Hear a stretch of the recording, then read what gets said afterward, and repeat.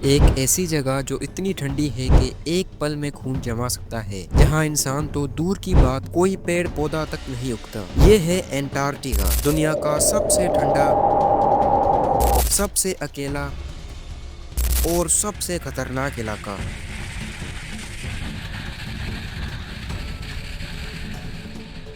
Antarctica 14 million square kilometre में फैला हुआ है, जो पूरे इंडिया से 5 गुना बड़ा है। यहाँ टेम्परेचर -90 तक गिर सकता है, जो इसे दुनिया का सबसे ठंडा इलाका बनाता है। यहाँ ना बारिश होती है और ना ही कोई पेड़ पौधे उगते हैं। यहाँ सिर्फ हवा और बर्फ का ऐसा तूफान आता है जो सब कुछ मिटा सकता है। हवा की रफ्तार 320 प्रहार तक पहुँच जाती है, जो एक टोर्नेडो जितनी खतरनाक होती है। ये जगह इंसानी गलती माफ नहीं करती। यहाँ एक छोटी सी मिस्टेक भी जान ले सकती है। एक आदमी बिल्कुल अकेला इस खौफनाक जगह पर जिंदा रहने की कोशिश कर रहा है। ना कोई मदद, ना कोई सहारा, बस चारों तरफ बर्फ, तेज हवाएं और मौत का खौफ। लेकिन क्या वो बच पाया? जो आगे हुआ वो सिर्फ एक कहानी नहीं, एक ऐसी सच्चाई है जो आज तक कोई नहीं जानता। जिंदा रहने के लिए उसने जो कुछ सहा वो आप सोच भी नहीं सकते। अननोन टीवी की वीडियोस में एक बार फिर से खुशामदीद।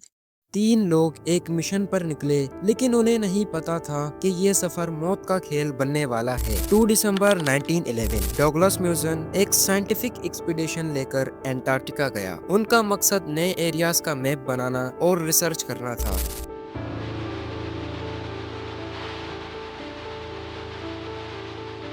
डगलस म्यूसन के साथ बेलग्रेव नेनिस और जेवियर मिर्स भी थे। 3 लोग, एक मिशन और सामने दुनिया की सबसे एक्सट्रीम जगह एंटार्क्टिका। यहाँ -60 से -90 की ठंड, 300 प्रहार की हवाएं और महीनों तक यहाँ सूरज नहीं निकलता। यहाँ गलती की कोई गुंजाइश नहीं होती। एक छोटी सी गलती भी जान ले सकती है। लेकिन उन्होंने कभी सोचा नहीं था कि ये सफर एक खतरनाक मोड़ लेने वाला है। 8 जनवरी 1912 म्यूसन, नेनिस और मिर्स बर्फीली जमीन पर अपने बेस कैंप से 500 किलोमीटर दूर सफर कर रहे थे। हर तरफ सिर्फ बर्फ, तेज हवाएं और खामोशी थी। उनका मकसद एंटार्क्टिका में ऐसी जगहों की रिसर्च करना था जहां पहले कोई इंसान नहीं गया हो, और एंटार्क्टिका का एक प्रॉपर मैप बनाना था। अब तक सब ठीक चल रहा था। उनको चलते चलते 341 डेज हो चुके थे। लेकिन फिर एक पल में सब कुछ बदल गया। बेलग्रेव नेनिस चल रहा था, अचानक वो एक बर्फीली खाई में गिर गया। ऐसा लग रहा था जैसे बर्फ ने उसे निगल लिया हो। उसके साथ आधा राशन, एक स्लेट और सर्वाइवल गियर भी चला गया। सर्वाइवल गियर में thermal clothing, tent, sleeping bag, food ration, navigation tools, ice axe, ropes शामिल थे। नोसन और मिर्स ने तुरंत उसे ढूंढने की कोशिश की, लेकिन खाई के अंदर सिर्फ अंधेरा था, ना कोई निशान, ना कोई आवाज। अब निनिस इस दुनिया से जा चुका था। अब सिर्फ 2 लोग बचे थे। बेस कैंप उनसे सैकड़ों किलोमीटर दूर था और उनके पास सिर्फ आधा राशन बचा था, जो वापस बेस कैंप पहुंचने के लिए काफी नहीं था। अब ये सफर एक एक्सपीडिशन नहीं रहा, ये जिंदगी और मौत की जंग बन चुका था। आगे मिर्स से ऐसी गलती हुई जो उसकी जान तक ले गया। 14 दिसंबर 1912 नोसन और मिर्स निनिस के गिरने के बाद वापस बेस कैंप लौटने का फैसला करते हैं। लेकिन एक बड़ी मुश्किल सामने थी। उनके पास सिर्फ आधा राशन बचा था, जो 500 किलोमीटर की लंबी जर्नी के लिए काफी नहीं था। 17 दिसंबर 1912 धूप और ठंड दोनों बढ़ रही थी। कमजोरी इतनी हो गई कि एक एक कदम उठाना मुश्किल हो गया था। मजबूरन उन्होंने अपने स्लेट डॉग्स को मारना शुरू किया और उनका मीट खाने लगे। उनके पास जिंदा रहने के लिए ये आखिरी उम्मीद थी, लेकिन उन्हें नहीं पता था कि ये फैसला उनको जिंदा रखने के बजाय मौत के करीब ला सकता है। डॉग के लिवर में विटामिन ए ज्यादा होता है, जो पॉइजनिंग का सबब बन सकता है। मिर्स ने ज्यादा मीट खाया, जिसकी वजह से मिर्स की तबीयत बिगड़ने लगी। 5 जनवरी 1913 उसके हाथ और पैर नम होने लगे, चेहरा लाल पड़ गया और कमजोरी इतनी बढ़ गई कि वो चल भी नहीं पा रहा था। मौसन ने उसे उठाकर चलने की कोशिश की, लेकिन एंटार्क्टिका के एक्सट्रीम कंडीशंस ने उसको भी कमजोर कर दिया था। 8 जनवरी 1913 मिर्स ने अपनी आखिरी सांस ली। मौसन सिर्फ देख सकता था, उसका आखिरी साथी भी जा चुका था।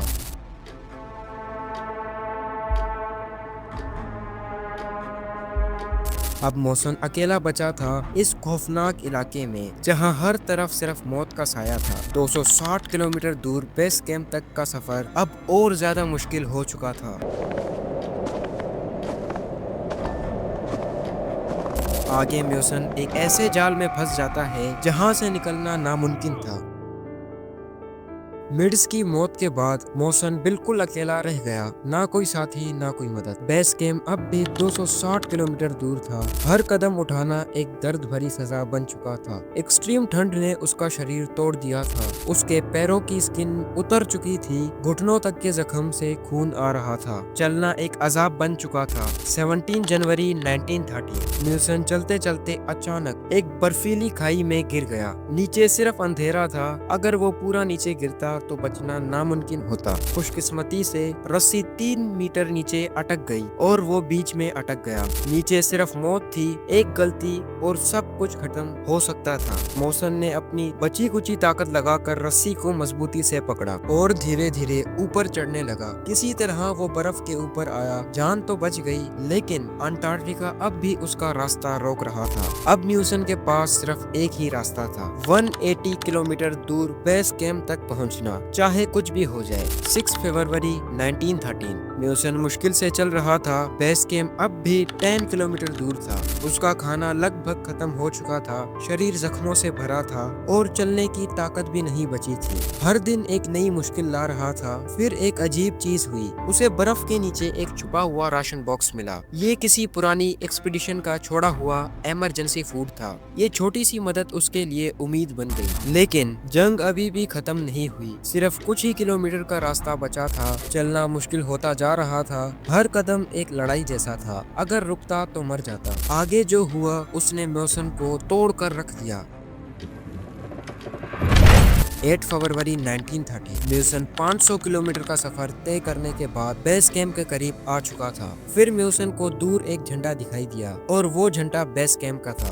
रेस्क्यू शिप 5 घंटे पहले ही खराब मौसम की वजह से निकल चुकी थी। म्यूसन अगर 5 घंटे पहले पहुंचता तो रेस्क्यू हो जाता। बेस कैंप पर उसके एक्सपीडिशन के 3 लोग उसका इंतजार कर रहे थे। खराब मौसम की वजह से शिप को निकलना पड़ा। अब म्यूसन अपने 3 साथियों के साथ बेस कैंप पर था। रेस्क्यू शिप जा चुकी थी। जब उन्होंने निनिस और मिड्स की मौत की खबर सुनी तो सब हैरान हो गए। ये एक्सपीडिशन अब मौत का एक खेल बन चुका था। बेस कैंप में म्यूसन और उसके 3 साथी रेस्क्यू शिप का इंतजार कर रहे थे। लेकिन क्या रेस्क्यू शिप वापस आएगी? म्यूसन और उसके 3 साथियों के पास पहले से स्टोर्ड खाना था जो इमरजेंसी के लिए रखा गया था, जिसमें मोस्टली ड्राई फ्रूट्स, पेमिकैन, बिस्किट्स और मिल्क था। लेकिन ये 1 साल के लिए काफी नहीं था, इसीलिए उनको राशन केयरफुली इस्तेमाल करना था। शिप का कैप्टन जॉन डेविस म्यूसन का इंतजार करना चाहता था, लेकिन अंटार्कटिका के खतरनाक मौसम की वजह से शिप को वापस लौटना पड़ा। 14 दिसंबर 1930 पूरे 1 साल बाद शिप रेस्क्यू के लिए वापस आई, क्योंकि तभी अंटार्कटिका का मौसम थोड़ा बेहतर होता है।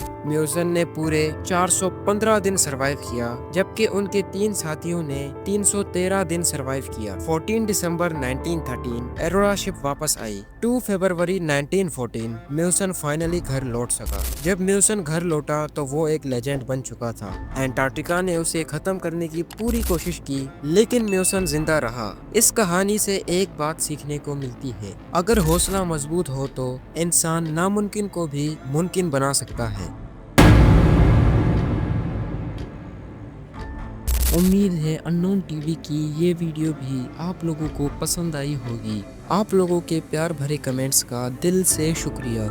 मिलते हैं अगली शानदार वीडियो में। अल्लाह हाफिज।